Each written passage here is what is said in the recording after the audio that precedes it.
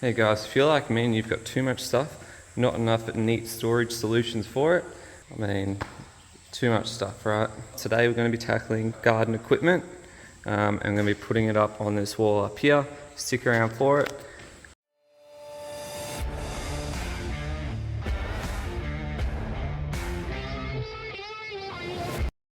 What I've done so far, a little bit of a sneak peek.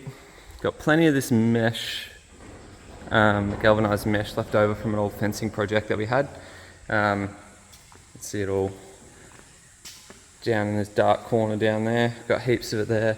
They're all quite long. I should be able to get 2 panels out of each sheet. Essentially it's going to be this whole wall up here between these 2 beams. Going to be all storage where I can hang all of my garden equipment, all the rakes, all the picks, even my line trimmers and edges, things like that. That should be nice and neat. So hang around for that. I'll show you how I'm going to install it, how I'm going to create hooks, things like that, to get the best storage solutions for awkward and weird shaped objects, including like pressure sprayer and everything like that as well. So hang around for that.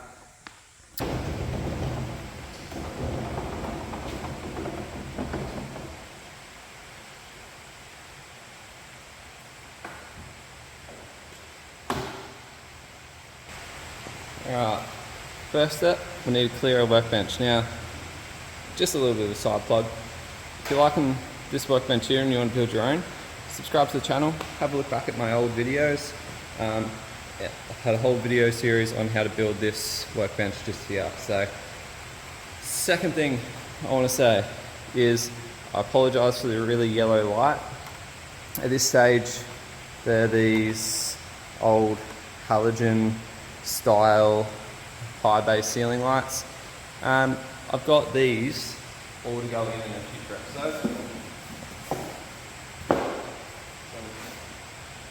Pretty awesome LED high bay lights that are going to light it up with a nice white light. So that's coming in another episode.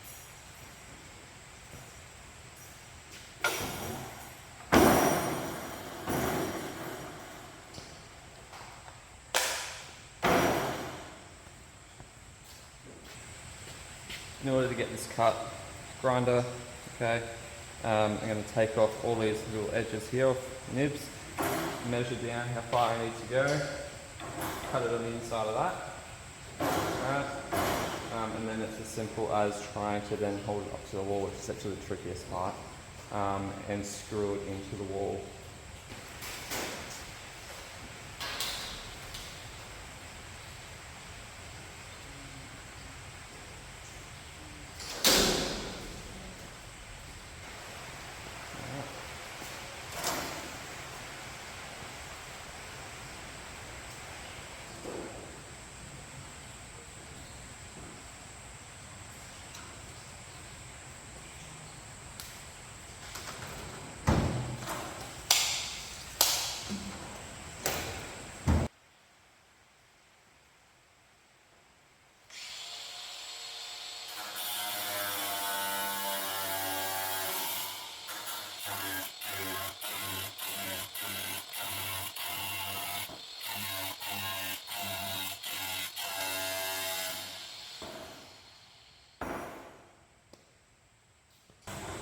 All I'm going to do now is go along this side, just clean up all these sharp edges so that they fit together nicely.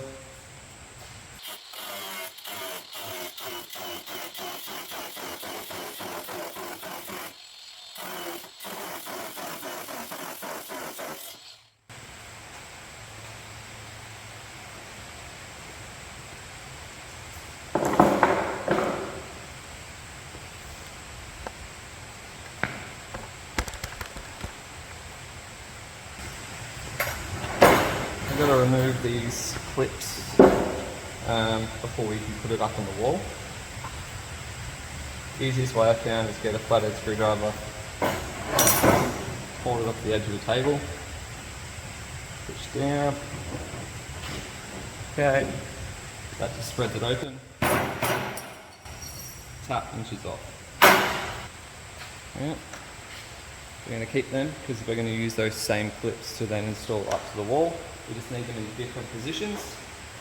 So I'm going to go around and remove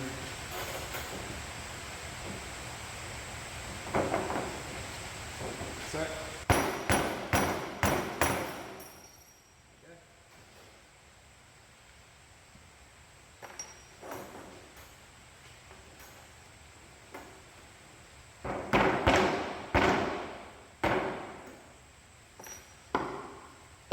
That's one panel done. As we can see, I'm just going to measure that wall and how many panels that we need all together. 6, so I need 7 panels in total, including this one. So I need 6 more. So I should be able to get 2 panels per full sheet. Yeah, so that means I need 3 panels to cut up, 3 full sheets to cut into 6 panels. If that makes any sense at all. Some of you are not sure about that. Alright, so I'll set you up in time lapse. I'm going to cut out another 5 panels. That way we can install them all at once.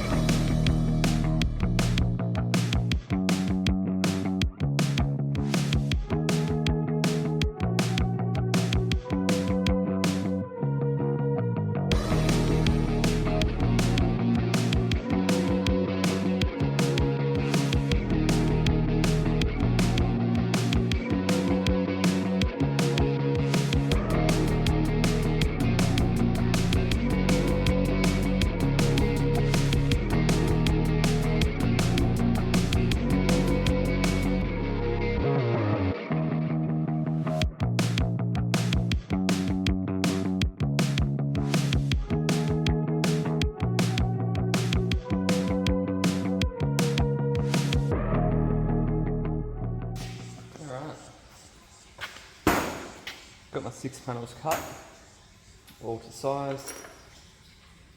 I need these saddle clips now. I need 1 in each corner. Now, the way that I've got them up on the wall is that the horizontal sort of strands are going to be facing outwards, just so that it's easier for me to essentially hook on a hook without getting in the way of any of the beams. And as you can see, these are already kind of pressed into a location. This is going to be the back, it's going to be the front. So, I'm going to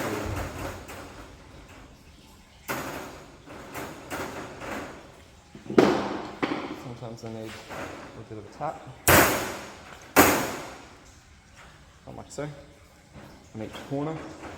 I'm just going to go around and do that now so that's all done.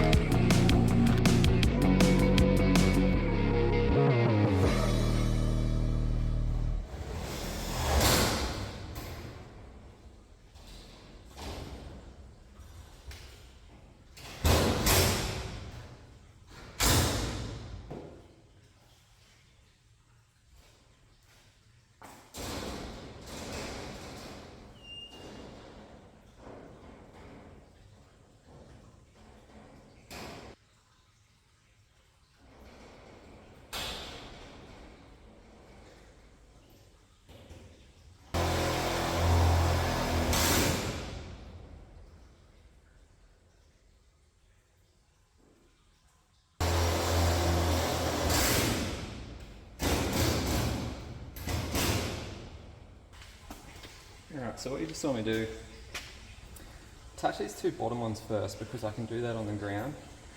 That then allows me to essentially fold it up, okay, and then the weight is supported by these two saddle brackets here, so I don't have to try and hold it, put a screw, drill it all at the same time. Butted it up against each other, okay, and it's in there pretty tight. I might even connect these a little bit. They are kind of in there pretty snug,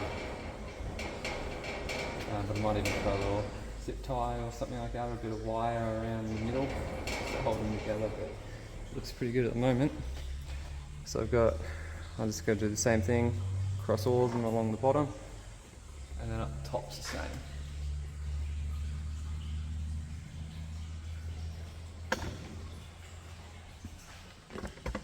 Alright, keep it going.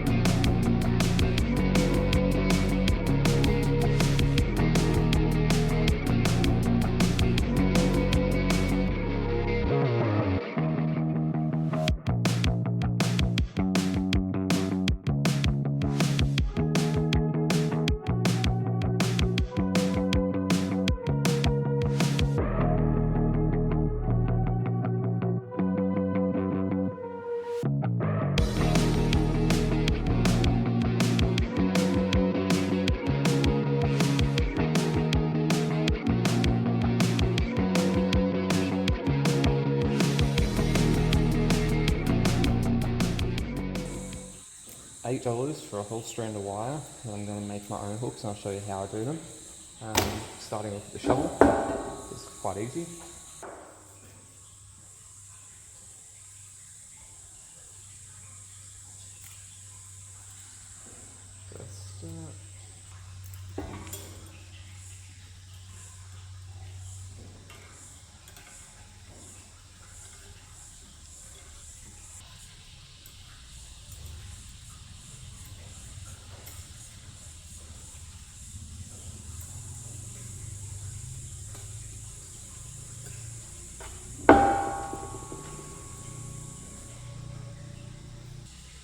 Once that's on, that's what we're going to do.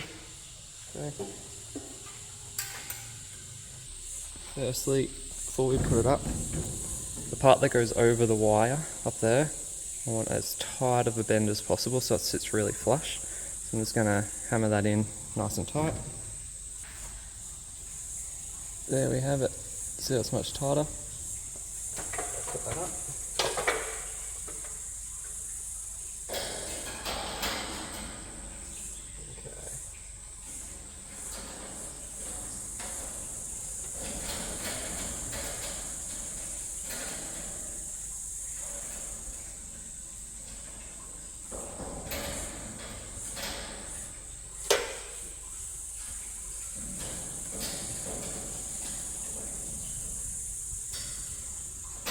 Over.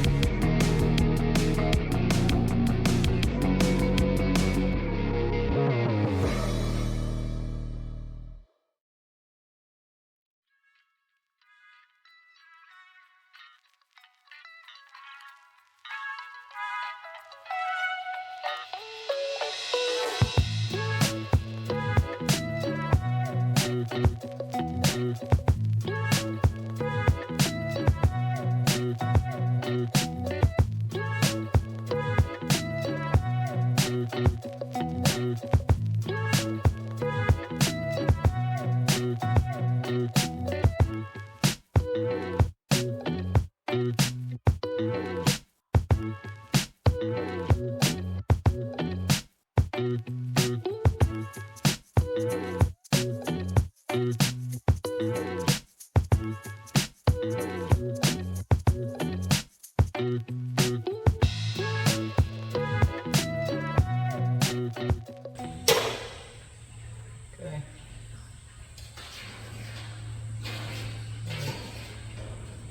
Let's leave that there.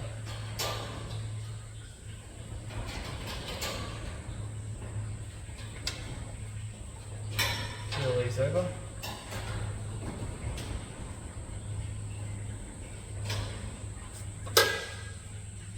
Easy with pliers.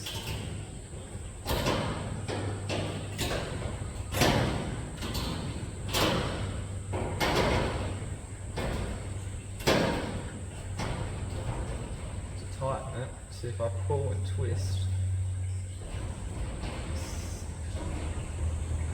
It tightens that up really nice and strong. I'll try and show you this without blocking the camera view.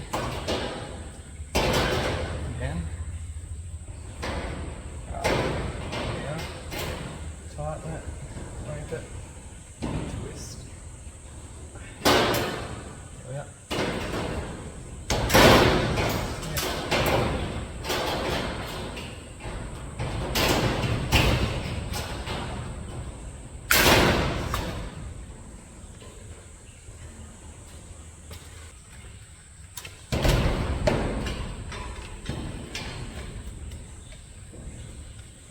There we go.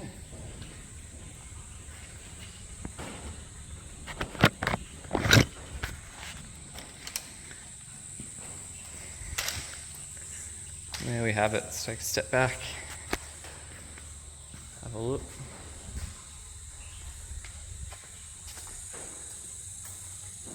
You see how they're all connected.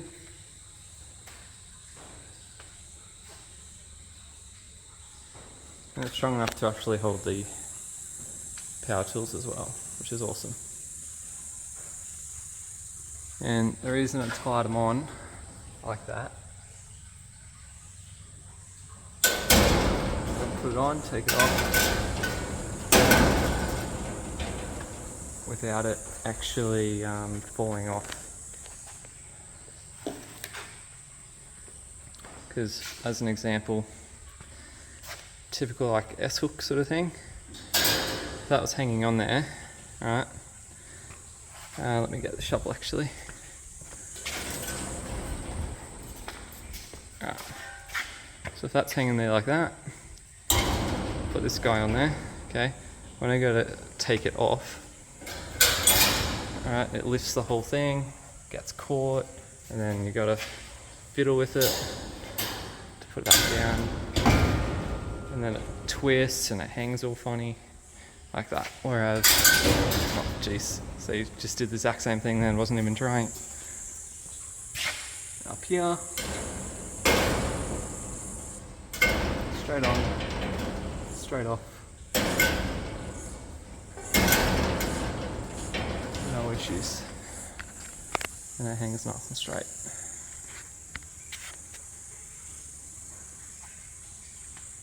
Nice.